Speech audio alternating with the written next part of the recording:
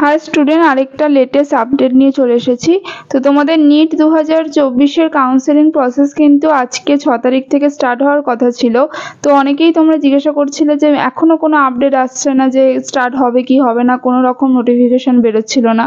তো দেখো, এটা কিন্তু পোস্টপোন করে দেওয়া হয়েছে, যে যেরকম খবর আসছে যে তোমাদের কিন্তু আজকে থেকে স্টার্ট হচ্ছে না কাউন্সেলিং প্রসেস, এবং তোমাদের কবে থেকে স্টার্ট হবে সেটাও কিন্তু কোনো রকম সেরকম শিওরভাবে কোনো রকম তোমাদের বলেনি, ইনফরমেশন নেই সেই ব্যাপারে যে কবে থেকে স্টার্ট হতে পারে।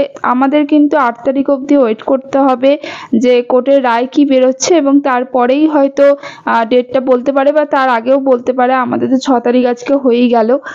তো তোমরা দেখো যে কাউন্সেলিং প্রসেসটা কবে স্টার্ট হয়, তো কোর্ট থেকে কি রায় দেয় সেটার উপরে আমাদের অনেকটা ডিপেন্ড করে থাকতে হচ্ছে।